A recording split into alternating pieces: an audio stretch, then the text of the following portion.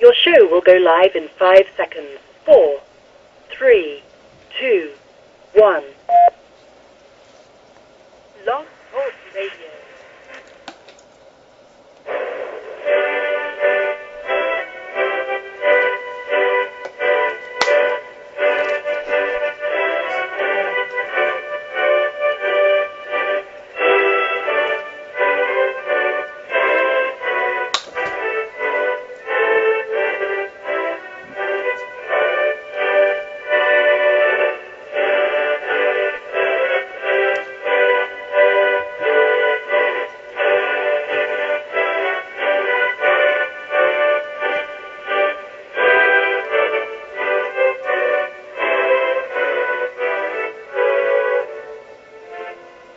Boa noite, meus amigos, estamos aqui de volta. Como sempre, começamos invocando a Santíssima Virgem Maria e o Santo Padre Pio de Pietrelcina, para que roguem a Deus que nenhuma injustiça se cometa nesse programa. Falando em não cometer injustiça, eu devo pedir desculpas aqui a duas pessoas. A primeira é a Norma Braga, que ela tinha feito umas críticas à direita truculenta, e ela esclareceu que não estava se referindo à minha pessoa. Então, se não falou de mim e dos outros, você pode falar o que quiser que será merecido. Só que eu acho que chamar de truculento, esse pessoal, esse bando de boiola, é um pouco de exagero. Não tem ninguém truculento ali, né? Eles só são truculentos contra o próprio cu, isso sim. Então, mas em todo caso, está tudo limpo, Norma. Continuamos amigos para forever. E o segundo é o Carlos Caliga, aquele que se intitula Corno, Poeta e Viado. Ele mandou um e-mail dizendo que não foi ele que me enviou aquele desafio para um debate. Então, se não foi você, a resposta fica dada ao verdadeiro remetente e você está completamente limpo. Se algo eu disse que pudesse ofendê-lo, você me desculpe. Mas aqui no seu novo e-mail você também me cobra um negócio e me passa um pito injusto. Ele diz, você deveria ter conferido o e-mail. Fala, peraí, como conferir e-mail? O e-mail chega com somente um endereço de remetente. Não tem sentido eu escrever para lá dizendo, foi desse mesmo e-mail que veio esse e-mail? Não faz sentido, não tem o menor medo de conferir. Quer dizer, agora eu sei qual é o seu verdadeiro e-mail, mas antes eu só tinha aquele endereço. Então também isso aí fica tudo limpo. Agora, aqui também eu recebi não é que eu recebi, saiu no Orkut, uma observação do Gustavo. Não sei, Gustavo, não se lembra o sobrenome. Onde ele diz assim, por que o Olavo está certo e eu errado? Ele diz, existe uma diferença profunda, um abismo, entre a ira e o que eu vou chamar aqui de arte da rudeza. Né? É a diferença que há entre um estrategista militar e um valentão de rua. Olha aí, será que alguém está entendendo os meus palavrões? Está entendendo o espírito da coisa? Mas que maravilha, né? Diz ele aqui, para se entender a questão dos palavrões no Olavo, no meu ponto de vista, é necessário voltar um bocado no tempo, ao primeiro imbecil coletivo, e podemos começar pela epígrafe de E. Cummings, Everybody happy, we, and to hell with the chappie who doesn't agree, que permeia toda a coletânea, mas remete objetivamente a um dos textos mais interessantes. Ética do intelectual brasileiro ou como tornar-se uma pessoa maravilhosa. Nesse texto, Olavo dispara, desejando ardentemente ser admitido em rodas de intelectuais, pus-me a estudar os temas e linguagem das publicações culturais e das entrevistas que as pessoas reconhecidamente letradas davam na TV, para em seguida denunciar o tédio, o saco que é essa linguagem, regado de hipocrisia e da mediocridade, do círculo vicioso do elogio. Não há motivo que evite a ilação de que tal círculo só poderia ser interrompido, portanto, com insultos e palavrões. Mas é claro que é. Trata-se de romper com toda uma linguagem. Porque se você simplesmente demonstra que o outro está falando uma coisa errada, que está mentindo, você o está aceitando como um interlocutor legítimo, coisas que esses camaradas não são. Tá certo? Pessoas como o Dr. Emir Sader, ou como Rodrigo Constantino, tá certo? Ou como Sidney Silveira, tá certo? Tem que ser expulsas da vida intelectual a pontapés no meio do cu, tá certo? Elas têm que ser envergonhadas em público para elas entenderem que elas não são o que elas estão querendo parecer. Não é questão de que tem uma ideia errada, porra. Né? Por exemplo, ideia errada. podia ter, por exemplo, eu posso discutir uma ideia errada da Marlene Achaui, porque a Marlene Achaui é uma intelectual, uma pessoa relativamente séria, então pode se discutir, mas eu não posso discutir com o Dr. Emir Sader, eu não posso discutir ideias com um homem que escreve Getúlio com LH, eu não posso fazer isso, tá entendendo? Quer dizer, o sujeito está lá posando de professor, de chefe de departamento, e não sabe sequer a língua na qual escreve. Como é que se pode aceitar um sujeito desse? O Rodrigo Constantino, né, vem discutir negócio de história comigo usando como fonte Voltaire e a Wikipédia. O que é para fazer com um moleque desse? Né? Mostrar que ele está errado? Não, tem que mandar tomar no cu e calar a boca, porra. É só assim que você coloca o sujeito no seu devido lugar, marca a distância. Não é isso? Então, por exemplo, eu lembro quando eu publiquei aquele artigo sobre Newton, né, dizendo que o mecanicismo de Newton havia espalhado uma onda de burrice pela Europa. Ah, o que eu recebi de carta indignada. Como você ousa falar de Newton? Quem é você para falar de Newton? Né? E daí eu vi, olha, o que esses caras pensam de Newton? O que eles sabem de Newton? Eles sabem que eles ouviram falar no ginásio, quer dizer, a imagem ginasiana de Newton. Quer dizer, Newton é, vamos dizer, o emblema da certeza científica inabalável. Não é isso? Isso só um moleque de ginásio acredita. Não há um único estudioso no mundo que aceite uma coisa dessa. E também não há um único estudioso que não saiba os danos que o mecanicismo fez no mundo. Né? Estou acabando aqui de receber mais um livro a respeito, dentre centenas que existem. Olha aqui. Stephen Gall Kroger, um grande historiador americano. O colapso do mecanicismo e a ascensão da sensibilidade. Então, foi aqui quando o pessoal começou a descer o cacete no Newton e ver os danos que o mecanicismo estava fazendo. O primeiro a denunciar isso foi um cara 100 vezes maior que Newton, que foi Leibniz. Gottfried Wilhelm von Leibniz.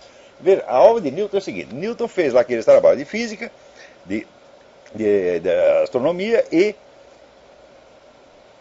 escreveu um monte de coisa sobre teologia, que é um besterol sem fim, e fez alguns trabalhos sobre alquimia. Ponto final. Leibniz fez contribuições decisivas em 40 ou 50 campos da ciência. Onde ele mexeu, ele fez alguma coisa nova. Leibniz foi a maior inteligência do Ocidente desde Aristóteles. E Leibniz dizia exatamente o que eu estou dizendo, pô. Que esse negócio mecanicista estava emburrecendo as pessoas. Então, quer dizer, seria o cara disse para mim: quem é você para discutir com Newton? E quem é você para discutir com Leibniz? Hein? É verdade que eu não citei aquela fonte Leibniz, por quê? Porque não é só uma fonte, são 200 fontes que dizem a mesma coisa. Qualquer pessoa que conheça a história intelectual da Europa tem obrigação de saber que o pensamento mecanicista imbecilizou as pessoas, e tem algumas que imbecilizam até hoje. Mas no Brasil, assim, o orgulho dos ignorantes, o senso da própria autoridade que o ignorante tem, é uma coisa impressionante. Um monte de moleque analfabeto que vem me passar pito. E você quer o quê? Que eu demonstre pacientemente: olha, meu filho, você está errado. Não, tem que mandar tomar no cu. E digo mais, muitas pessoas que eu mandei tomar no cu, né, ficaram assustadas, decidiram estudar o assunto e acabaram vendo que eu tinha razão e depois viraram meus alunos. Quer dizer, eu estou infundindo neles aquele mínimo de humildade sem o qual não se pode estudar nada. Porque um dos textos que inspiram todos os meus cursos é o famoso texto do Hugo de São Vítor: por que a humildade é necessária ao estudante. Se você não tem isso, não dá nem para começar. Agora, qualquer moleque analfabeto quer discutir, quer passar pito. Porra! Né? Então, outro dia apareceu um reclamando que, né, dizendo: quem é esse Olavo de Carvalho? Ele falou assim, que ele estudou a escola de Frankfurt de trás para dentro. Né?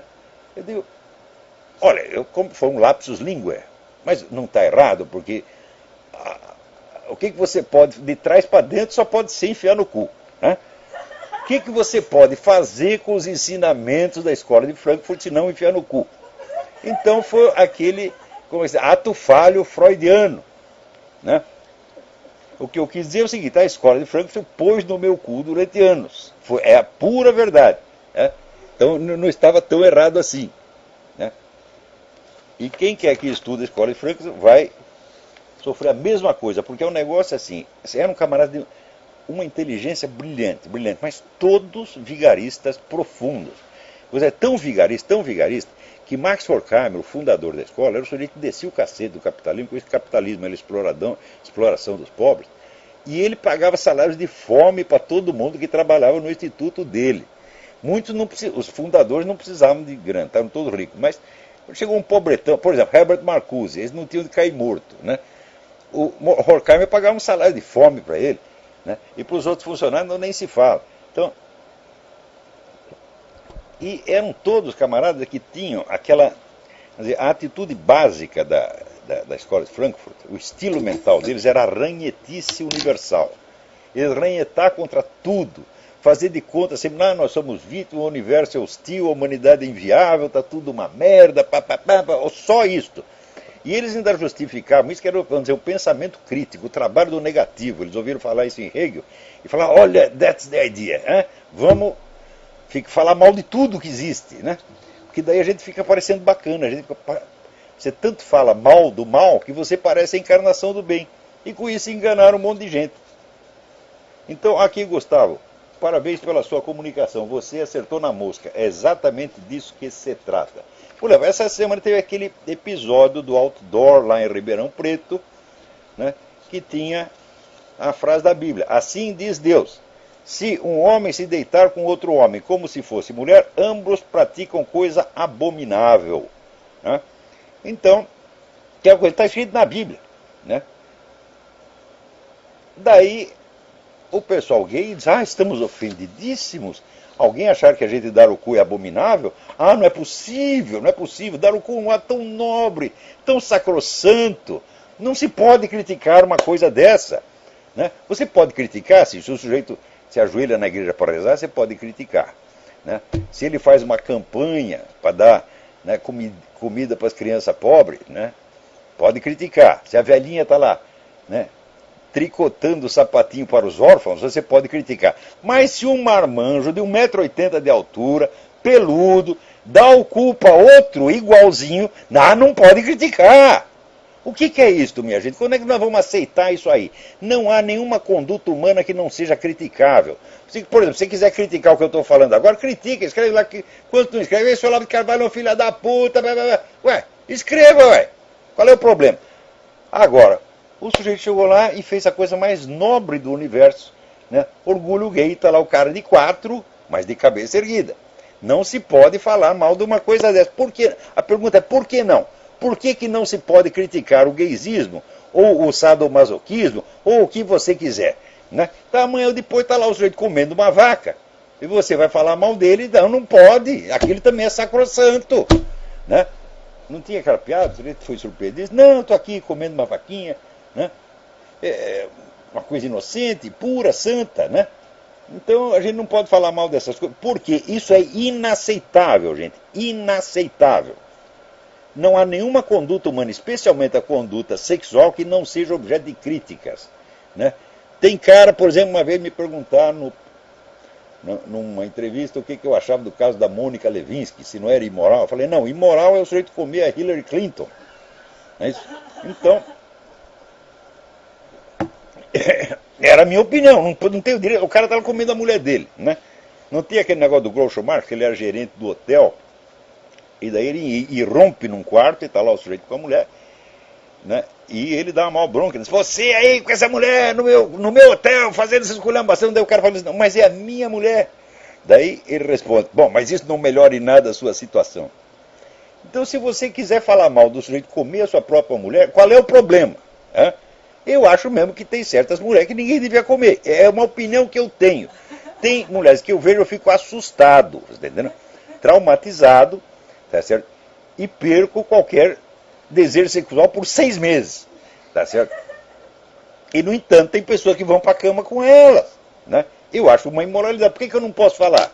Como é que você come essa mulher? Agora você fala, como é que você come esse cara, esse homem? Não, daí é proibido, vem a lei em cima de mim. Mas que palhaçada, gente, vocês não entendem que este tipo de intervenção da justiça assim, é uma coisa para destruir a inteligência humana, para fazer você ficar inibido de perceber que 2 mais 2 são 4. Ora, o que existe? Por exemplo, você acha mesmo que é estético, né? 2 homens fortão, peludo. Eu lembro a primeira vez que eu vi isso, eu era um cara inocente, pô. Eu tinha um vizinho traveco, né, que cantava numa boate e vivia convidando a gente para ir no show dele. Né? Vai lá. Daí um dia nós fomos. Né? Eu com a minha então esposa fomos. E na hora que eu entrei, eu vi uma coisa que eu nunca tinha visto na minha vida. Era 2 homens de terno e gravata, barbudo, um agarradinho no outro, beijando. Aquilo para mim foi um soco na boca do estômago. Não é para um negócio moralista. Assim, eu não tinha nenhum preconceito contra gay que eu fui lá atendendo o convite do meu vizinho traveco, viadésimo, 100 vezes mais viado que aqueles caras. E eu fui lá, tá certo, para fazer uma gentileza pro meu vizinho. Daí chegou lá, eu vi aquele negócio, eu não estava preparado para duas pessoas idênticas. Daí eu comecei a imaginar eu comendo eu mesmo. Né? Imagina assim, dois olavam, né? Um enrabando o outro. E eu pensava naquilo e falava, não, isso é absolutamente intolerável, do ponto de vista até estético.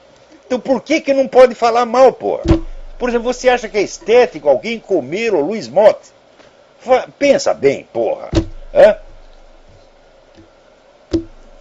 Você imagina lá, então, um garotão musculoso desse de academia comendo o Luiz Motti, o pior, sendo comido por ele. Né? Eu acho que é chocante. Vamos dizer, é uma cena que você pode mostrar no cinema. Por exemplo, hoje em dia todo filme tem uma cena de sexo. Todo. Mas é geralmente um cara bem apessoado com uma mulher bonitona. Não é isso? Agora põe lá alguém comendo o Luiz Motti, para ver se fica erótico. Não é erótico, meu Deus do céu. Né? Olha, o cara, para ser esse tipo de gay, né, tem que ter muita imaginação, porra. Eu não consigo atinar o que eles ficam pensando quando estão lá transando com o Luiz Motti. E, não estou falando, não é questão do Luiz Motti, não. Se o cara fosse comer eu digo, o que o cara teria que pensar na cabeça dele, né, para aguentar uma coisa dessa? É medonho. Agora, a justiça foi lá, o juiz foi lá e mandou tirar um outdoor. Ele não pode dizer que isso é abominável. Né? Quer dizer, qualquer coisa no mundo você pode chamar de abominável. Menos dar ou comer o cu dos outros. Você não tem um pouco de medida do ridículo, não? É claro que pela pressão oficial você pode forçar as pessoas a não enxergar o que elas estão vendo. Mas você faz isso uma vez, duas vezes, três vezes, depois da 10ª vez, o cérebro do sujeito virou paçoca, pô. Se imbecilizou completamente.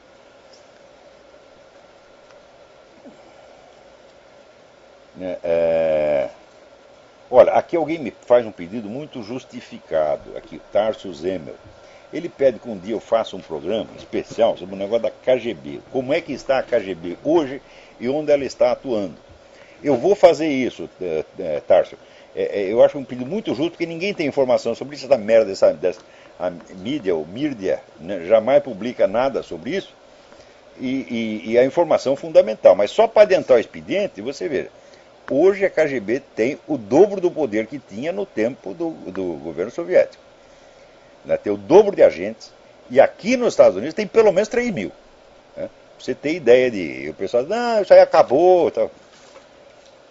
É terrível. Olha, falar nisso, muita gente tem ideia errada. Eu ouvi agora mesmo a entrevista do José Neumann e Pinto sobre o livro dele, O que Sei de Lula. Eu não li o livro não chegou aqui ainda, mas é uma longa entrevista e dá para ter uma ideia do que ele diz ali. Então ele diz o seguinte, não, o Lula jamais foi revolucionário, o Lula jamais foi de esquerda. Por quê? Porque ele, quando trabalhava na fábrica, ele delatava os amigos, né? E ele sempre foi um oportunista, querendo subir na vida e tal. Então, olha, o Neumann sabe muita coisa sobre o Lula, e as coisas que ele conta lá são sem dúvida interessantes. Porém, qual é a base, qual é a premissa dessa afirmação? Lula nunca foi revolucionário. Nunca foi revolucionário por quê? Porque era um bom filho da puta, desonesto, etc, etc. Então, é a noção idealizada do revolucionário. Se você pensa que o revolucionário é um sujeito que faz tudo pelo ideal socialista, não tira nenhuma vantagem, só pensa no futuro da humanidade, tá certo? Então, daí, medido por esta regra, o Lula não é realmente um revolucionário. Acontece o seguinte, ô Neumann, vai estudar um pouco, porque você conhece a vida do Lula, mas acho que você não conhece a vida de Trotsky, você não conhece a vida de Stalin, tá certo? Você não conhece a vida de Mao Tse Tung, tá certo? Eles eram muito mais malandro, muito mais filha da puta do que o Lula, porra. O Mao Tse Tung se usava do seu poder para comer meninas menores de idade. Você está entendendo? Comeu mais de 80. A médica dele conta a história toda, porra. Então, era gente assim. Os revolucionários sempre foram assim. Todos são assim. Você lê a vida de Karl Marx, porra.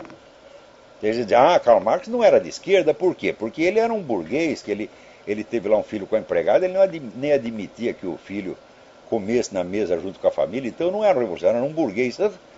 É o mesmo raciocínio, porra. Então, quer dizer, se revolucionário é esse nome de santo, então, de fato, o Lula não é um revolucionário. Mas se você quer informar as pessoas corretamente, não basta só você dar os fatos, meu filho. Você precisa também mostrar qual é a premissa geral com a qual você está medindo os fatos. Senão aparece tudo distorcido. Então, os fatos que você diz do Lula são verdadeiros. Mas, daí a tirar a conclusão que ele não é um revolucionário, é um raciocínio falso, porque se baseia na premissa falsa de que o revolucionário é um idealista puro. No Brasil, aliás, isto é um dos, vamos dizer, dos cacuetes mentais mais característicos do Brasil. No Brasil, todo mundo pensa assim. Com relação às Farc, quanta gente não diz? Eles começaram como revolucionários, mas agora eles só pensam em contrabando de droga e dinheiro. Mas eles sempre foram assim. Da onde que você acha que o pessoal obtém dinheiro para a revolução? É roubando, é traficando tóxico, é com prostituição, é com jogo. Sempre foi assim, porra! Agora é o seguinte, eu estudei essa história, você parece ter estudado só a vida do Lula. Então é isso. O livro do Neumann, o depoimento do Neumann é muito importante. Inclusive ele diz uma coisa ali que eu acho que está certíssima.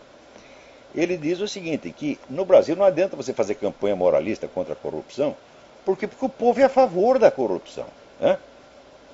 Então ele diz, o Lula expressa a nação brasileira. Mas depois, 5 minutos depois, ele diz o seguinte, corrupção sempre existiu. Então qual é a diferença do PT? A diferença é que o PT normatizou a corrupção. Ele fez todo mundo aceitar a corrupção como normal. Então, peraí, Neumann, ou o povo brasileiro já era assim, já aceitava a corrupção normalmente, ou foi o PT que ensinou isso a ele. As duas coisas ao mesmo tempo não é possível.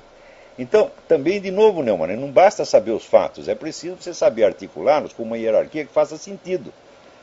Porque se o povo brasileiro é cronicamente favorável à corrupção, tá certo? Então não precisava o PT chegar ao poder para normatizar a coisa e tornar a corrupção uma coisa aceitável.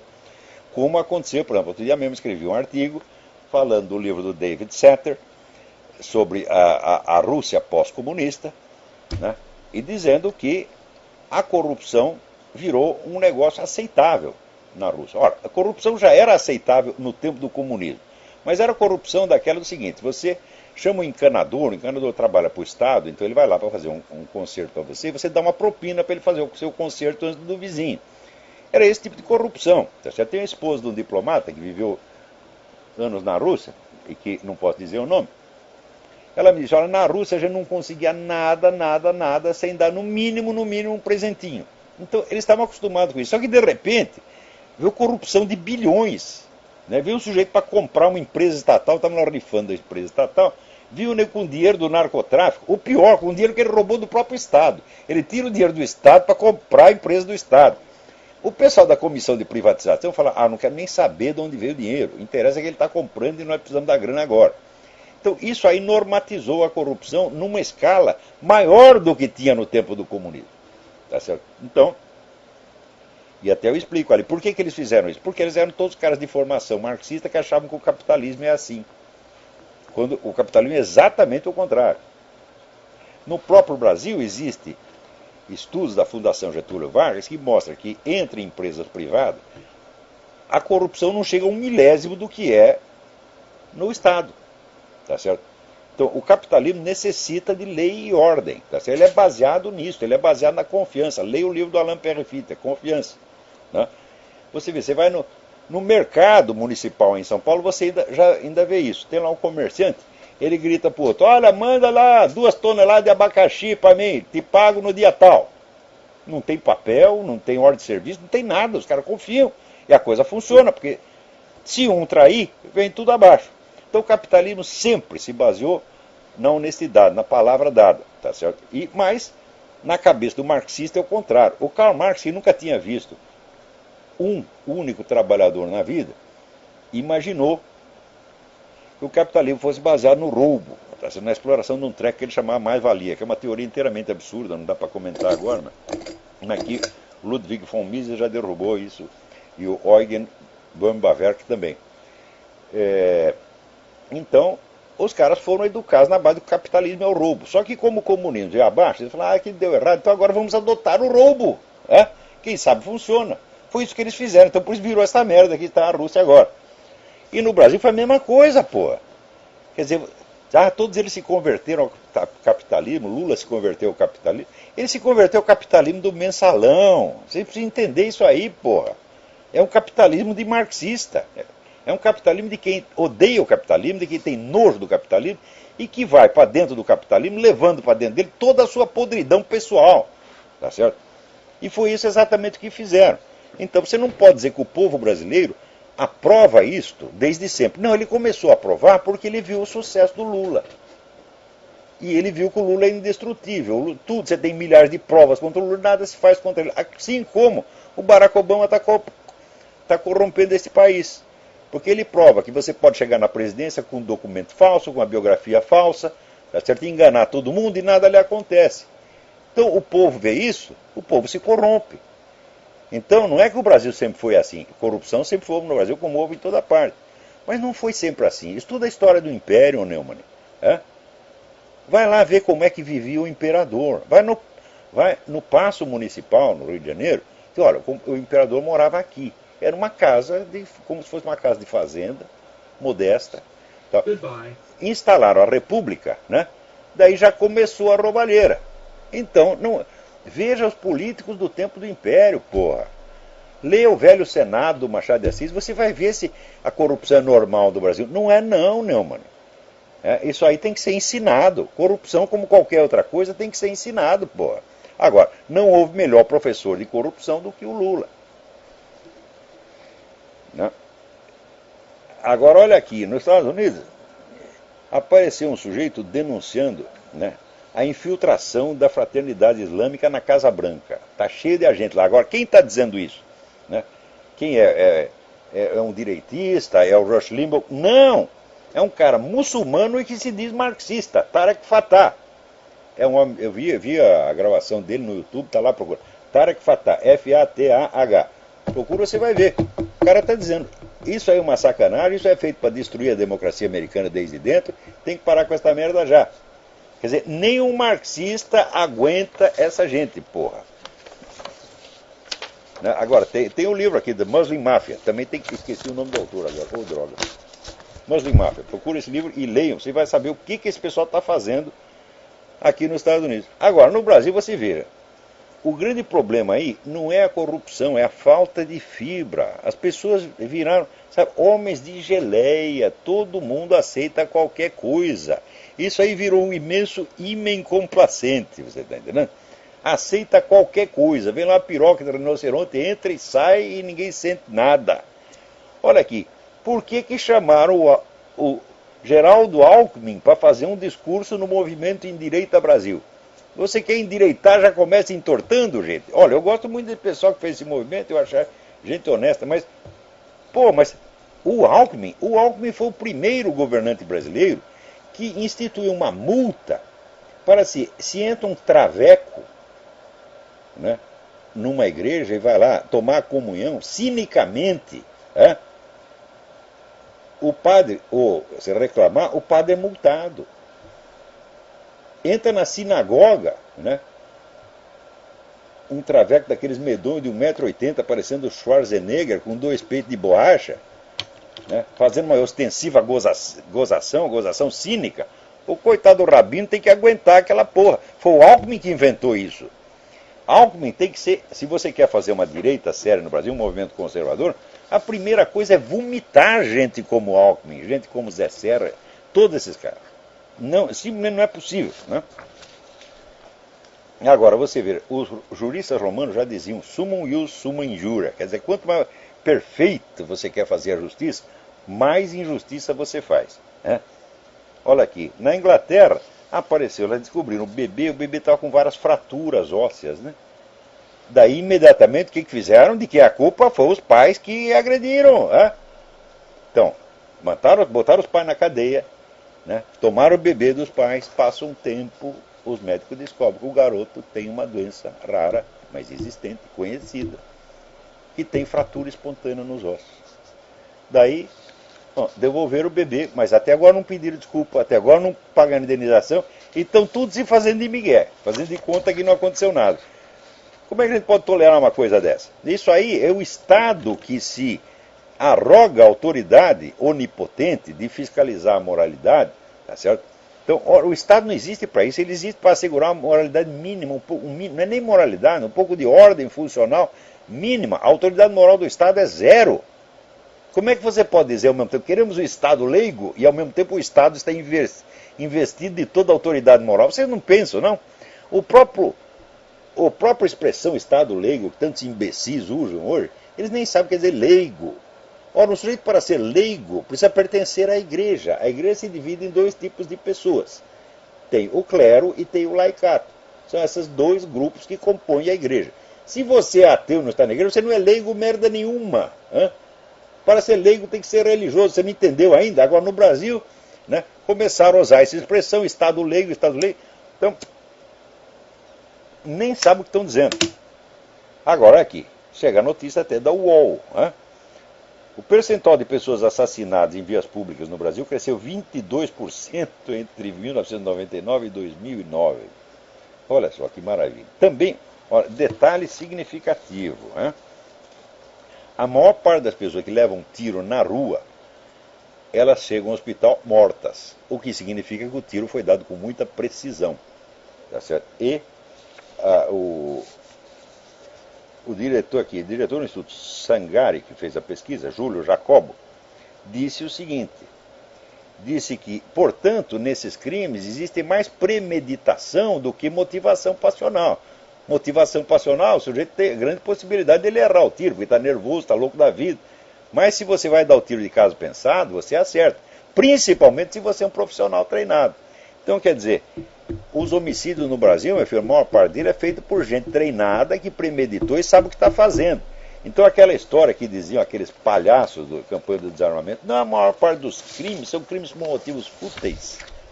Motivos fúteis quer dizer crime passional, besteira, né? Jogo, filmeira. Isso é mentira, porra. Quer dizer, o Brasil está cheio de assassino treinado, qualificado para matar pessoas. É por isso que a maior parte dos tiros que são dados às pessoas na rua acertam. E acertam pontos vitais.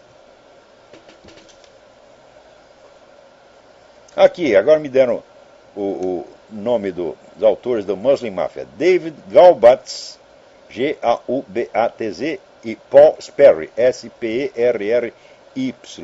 Se puder, não deixem de ler esse livro. Agora aqui, no Brasil não pode criticar quem dá cu ou come cu, aqui já inventaram uma lei que não pode criticar o Islã. Por enquanto não é lei ainda, é negócio do Departamento de Estado. Quer ver, eu já expliquei 1000 vezes que o novo sistema de legislação no mundo passa por cima do poder legislativo, tá certo? E legisla através de sentenças judiciais, de decretos administrativos, de portarias de diretores de departamento, que, enquanto não são contestados pela lei, continuam valendo como se fosse lei. Então aqui a dona Hillary Clinton, ela quer estar aí, ela em associação com a Organization of the Islamic Conference, a Organização da Conferência Islâmica, está planejando aí uma resolução que criminaliza a difamação da religião. De qual religião? Cristianismo não pode ser, porque do cristianismo o pessoal fala horrores, né? Quer dizer, se você for fazer uma lei contra a difamação do cristianismo, você vai ter que prender a redação inteira do New York Times, do Washington Post, da CNN, etc, etc. Então, difamação da religião é a lei só para proteger o Islã. Também não pode falar mal do Islã.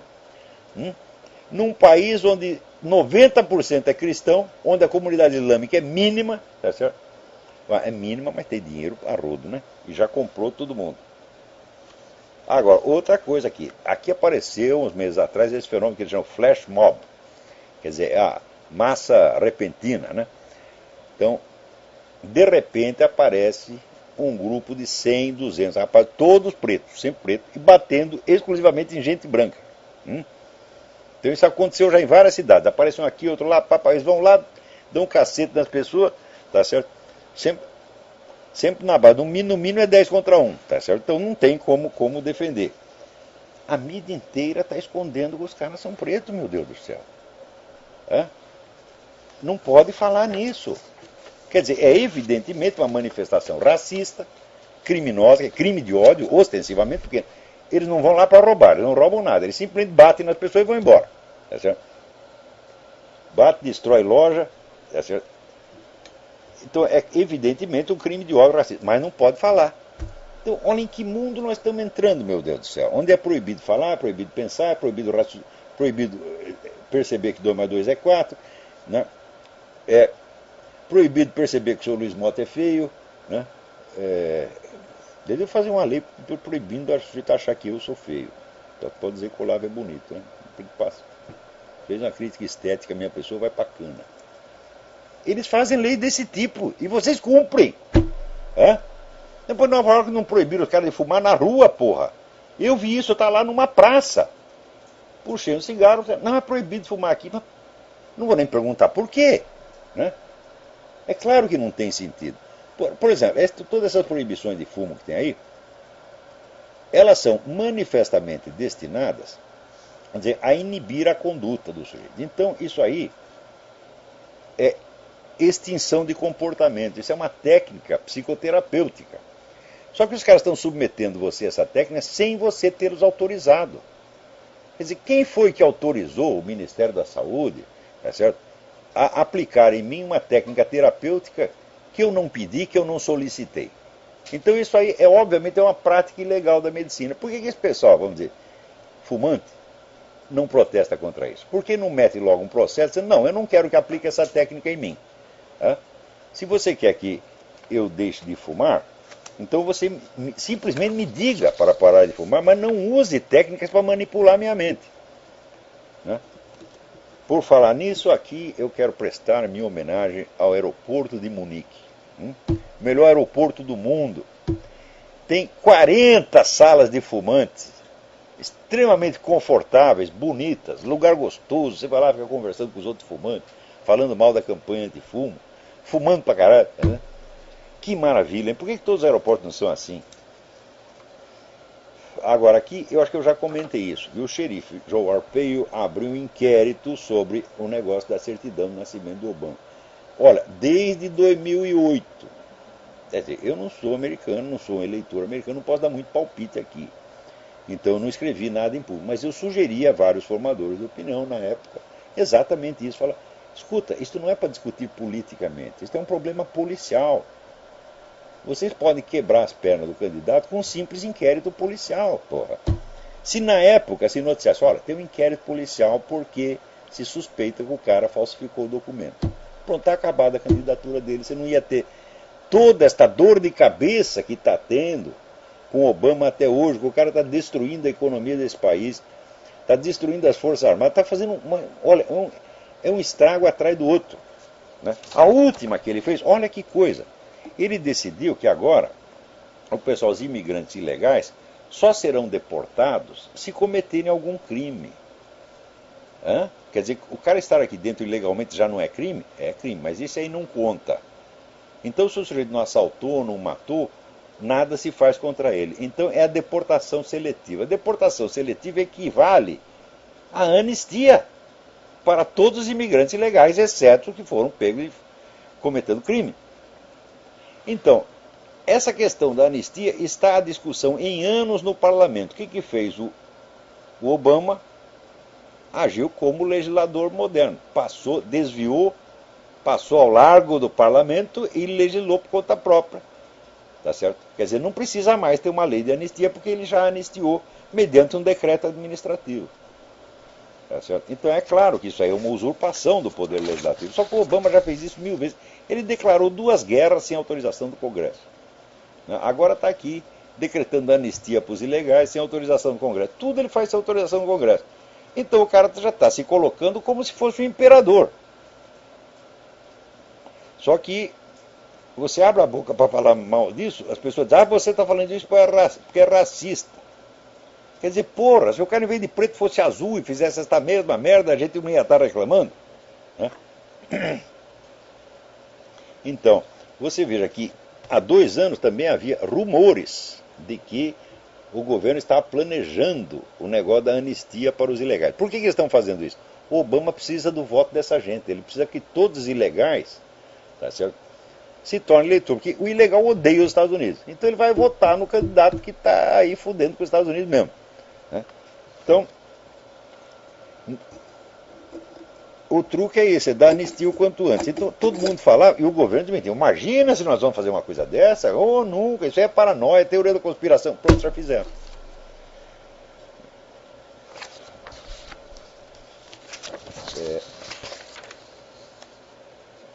Agora, olha aqui, presta atenção. Anos atrás, 5, 6 ou 7 anos, aqui 10 anos atrás, eu escrevi: depois do movimento gay adquirir autoridade e se tornar fonte de direitos, fonte da lei, tá certo? O que já é uma coisa absurda, o passo seguinte seria legalizar a pedofilia. Então, como é que os gays começaram a obter essa autoridade? Começaram assustando a Associação Psiquiátrica Americana, invadiam a Assembleia da Associação para atemorizar os médicos e forçá-los a tirar o homossexualismo da lista de doenças mentais. Ou seja, o homossexualismo foi tirado dessa lista não por motivos científicos, foi tirado por cagaço. Quer dizer, usaram intimidação, os caras tiraram, os velhinhos tiraram. Estão fazendo a mesma coisa agora para normatizar a pedofilia. A Associação Psiquiátrica Americana já está seriamente pensando em tirar a pedofilia, né, do seu Diagnostic and Statistical Manual of Mental Disorders. Então vai sair, não é mais doença, meu filho. Depois de não ser mais doença, então vai se tornar uma conduta normal e aceitável. Terceiro passo, temos que defender os direitos dos pedófilos. E antes de 10 anos, vai haver lei que se você falar mal da pedofilia, você vai preso. Vai acontecer isso. Os caras vão comer o seu filho na escola e se você reclamar, você que vai para a cadeia. Eles vão fazer isto. Isto é fundamental para a nova ordem mundial. Isto é básico para eles. Ou seja, você demolir todos os valores morais consagrados e você colocar outro esquema, tá certo, de valores inteiramente absurdo, propositadamente absurdo, para habituar as pessoas a obedecer ordens absurdas, de maneira que elas se tornem sempre dóceis e subservientes. Isto é fundamental para a nova ordem mundial. Então, os caras vão fazer isso, não porque eles mesmos sejam pedófilos, ou porque adorem muito a pedofilia, mas forçar você, tá certo, a aceitar, né? O sujeito vai lá, vai comer o seu filho de 7 anos, de 8 anos na escola, e você não pode reclamar. Depois que você aceitar isso, meu filho, você aceita qualquer coisa. Agora, o Brasil é o país ideal para isso, né? No Brasil, qualquer sujeito que fala grosso, todo mundo sai correndo, né? Quer dizer, eu mesmo testemunhei isso muitas vezes. Você vê as pessoas que falam coisas educadas, etc. Então esse pessoal da esquerda devia processando ele. Por que nunca processaram a mim? Assim, tem medo, porra. Peraí, tem alguém na linha aí. Alô? Professor Olavo? Sim. Esse é o Renato de São Paulo, está me ouvindo? Perfeitamente, diga. Fale bem alto. Não sei se o senhor está a par do Estatuto da Diversidade Sexual, que foi apresentado pela Comissão Especial da Diversidade Sexual do Conselho Federal da OAB Nacional. Isso é um bando de puxa-saco do movimento gay, porra. Pois é, então. Se achava que a PLC 122 de 2006 era uma afronta, isso aqui é um absurdo, um estupro à Constituição brasileira. O senhor estava falando sobre pedofilia, começa aqui no título 3, artigo 5º, parágrafo 1º. Porque se é diversidade, tem que ter mais de 2, você presta atenção, né? Porque se for 2, só homossexual ou heterossexual, então não chega a ser diversidade, precisa ter 3 ou 4 ou 5 modalidades, precisa ter os pedófilos, os coprófilos, tá certo? Os adeptos de comer cabrita, como o nosso, né, ex-presidente Lula, que dizia que tinha saudade do tempo que os moleques comiam cabrita, né? Então, peraí, analisa a expressão. Saudade daquele tempo que os meninos comiam a cabrita. Será que ele tinha saudade do tempo que os outros comiam a cabrita? Não faz sentido. Então só pode ser ele mesmo, tá certo? Então, Se você procurar, tem um monte de cabrito parecido com o Lula. Né? Tem a geração de cabrito que ele deixou lá no Nordeste. Né? Então, tem que ter realmente diversidade. Então, aí daqui a pouco nós temos que fazer a associação dos coprófilos para defender os direitos dos coprófilos. Né? A associação dos comedores de cabritas e tatus. Você pensa que o ridículo vai fazer essas pessoas pararem? Nada. O ridículo é proposital, o absurdo é proposital. Se você estudar esse negócio de engenharia social que você fazer, você vai ver que tudo isso é proposital. Leia o livro Maquiavel Pedagogue, do Pascal Bernardin. Eu creio que vai sair uma tradução brasileira desse livro logo. Né? Livro fundamental. Então você vai ver que as técnicas de manipulação da consciência para reduzir as pessoas à docilidade imbecil já foram adotadas universalmente nas escolas. Os programas de escola no mundo inteiro vêm pronto da ONU. Tudo baseado, não são técnicas pedagógicas, são técnicas psicológicas, de demolição da personalidade. E o pessoal da OAB está sendo cúmplice disso. Não, tem algumas coisas que eu gostaria de destacar para o senhor. Diga. Começa aqui. É indevida ingerência estatal, familiar ou social para coibir alguém de viver a plenitude de suas relações afetivas e sexuais. Ou seja, pedofilia nada mais é do que isso. É uma ingerência estatal, você defini-la como crime. Tem mais algumas coisas interessantes aqui. Retirar o termo pai e mãe dos documentos. Não, mas é admissível a ingerência estatal para proibir um pastor ou padre de falar. Exato. Você vê que esse pessoal usa linguagem invertida. Eles querem aumentar a intervenção do Estado, eles dizem que estão diminuindo. São os filhos das putas mesmo, né? Tem mais coisas aqui. E quando fala ingerência do Estado ou da sociedade, quer dizer, ninguém pode dar palpite. O Estado está lá só para proteger o direito à diversidade sexual. Pois é. Tem aqui, aos 18 anos, os homossexuais vão ganhar direitos de fazer cirurgia de mudança de sexo. Pois é, todo mundo vai ter que trabalhar para trocar o sexo dos filhos da puta. Agora, olha, eu acho que aqueles que trocam de sexo, né, eles estão estragando a brincadeira, porra. Porque daí vira hétero. Que coisa mais imoral. O problema é se quiser trocar de novo.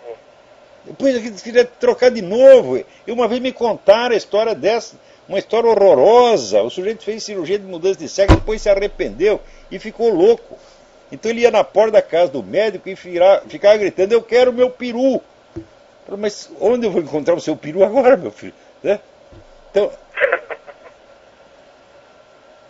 Não, tem mais absurdos aqui. Não precisa mais de kit gay. Agora vai ser dever do professor sempre abordar a diversidade sexual e, consequentemente, estimular a prática, né?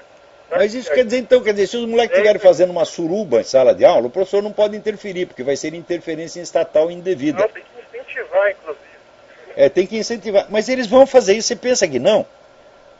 Olha, quando o pessoal aparece com uma ideia que parece absurda, e a turma fala: não, isso é muito absurdo, não vai ser feito. Não, vai ser feito precisamente porque é absurdo.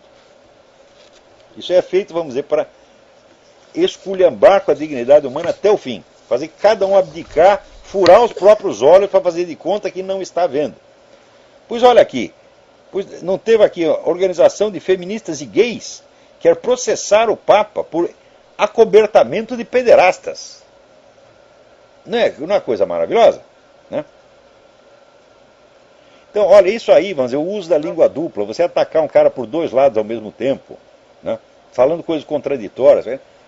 Isso aí é arroz com feijão da mentalidade revolucionária. Você vê, agora, por exemplo, o governo americano está lá ajudando os rebeldes na Líbia, todo o Oriente Médio, né? Ajudando o pessoal da fraternidade islâmica a assumir o poder. Ou seja, colocando no poder os piores inimigos da América. Por outro lado, aí na América Latina, aparece o Hugo Chávez, dizendo que isso é uma intervenção imperialista. Então, quer dizer, o cara ajuda a esquerda, e essa mesma ajuda, a própria esquerda se utiliza dela para dizer que falar mal, dizendo que é propaganda imperialista. Como aconteceu com o negócio das Farc, mesma coisa, Quer dizer, o Plano Colômbia protegia as Farc e, ao mesmo tempo, era condenado como intervenção imperialista. Então, a pessoa está sendo habituada a essa linguagem dupla. E essa coisa, a pessoa submetida a essa linguagem dupla, submetida a esses absurdos, vamos dizer, existe estudo científico sobre isso, a quantidade de absurdo que a mente humana pode aguentar é limitada. Depois de um certo ponto, ela afrouxa, ela laceia, como se diz, e daí dentro ela aceita qualquer coisa. Quer dizer, isso é uma técnica para tornar as pessoas subservientes e dóceis.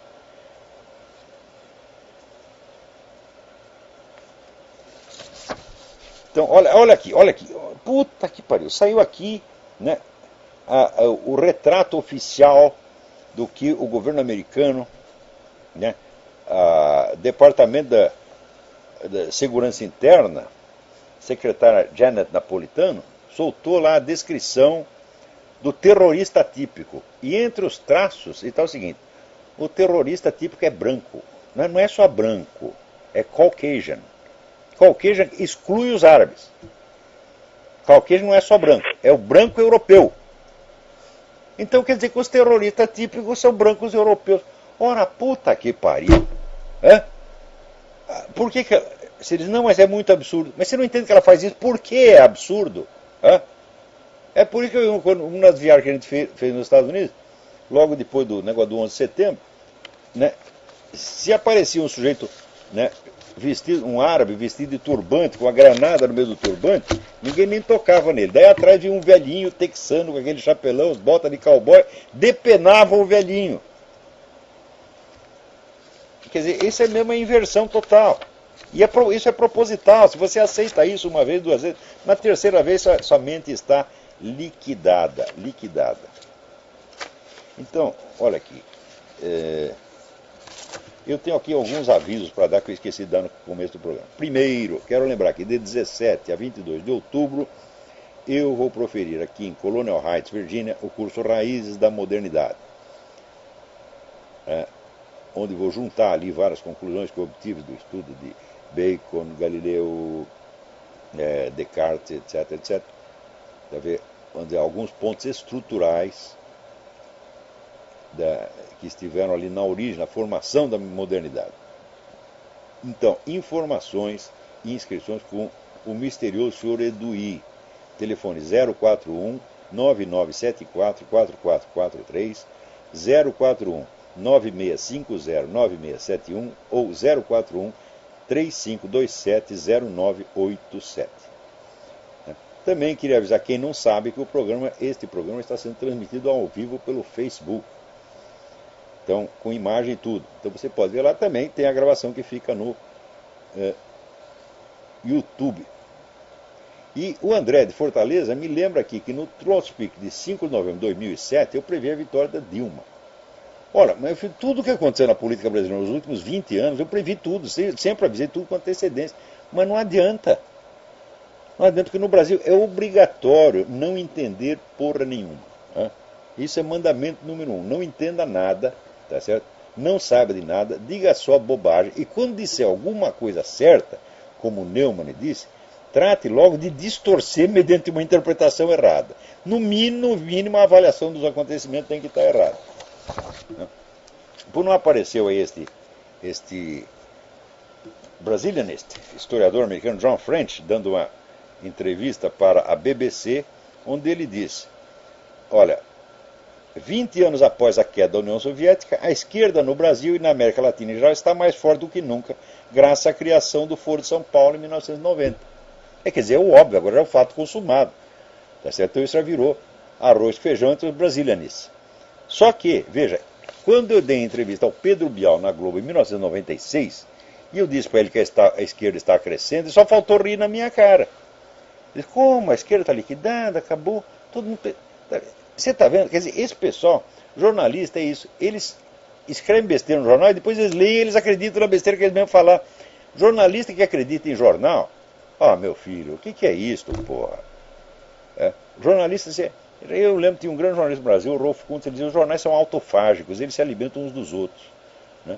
O que quer dizer o seguinte, fonte primária não interessa, fato não interessa, só interessa aquele universo de opiniões e de fantasias que saem no jornal.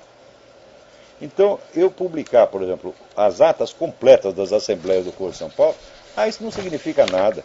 Né? O que interessa é a opinião que o seu fulano deu lá na Globo, no Estadão. Porra, assim não vai, pô, assim não vai.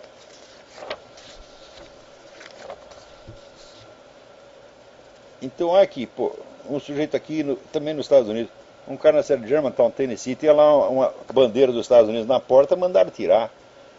Né? Diz que é contra o regulamento municipal ali. Falei, porra, quer dizer, aqui metade das casas tem bandeira na porta, né? É que o patriotismo vai ser proibido. Você tem que botar, né, uma bandeira da Arábia Saudita.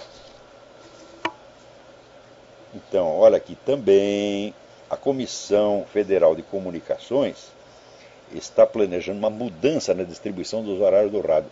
Os horários serão comprados do governo por grandes cartéis como Verizon e Google, e daí serão distribuídos. Isso significa o seguinte, não vão distribuir. O pessoal religioso conservador não vai receber nada, porque o Google e Verizon, você sabe que censuram essas coisas mesmo. Esse é o plano dessa Comissão Federal. Se não forem detidos em tempo, então a grande força dos conservadores aqui, que é o rádio, vai acabar. Bom, então o nosso tempo aqui já acabou. Né? E a respeito desse negócio do John French que eu falei, leia o meu artigo que vai sair no Diário do Comércio sob o título Frivolidade Criminosa. Então tá. Então, tem mais algum aviso? Acho que não. Então, até a semana que vem, muito obrigado.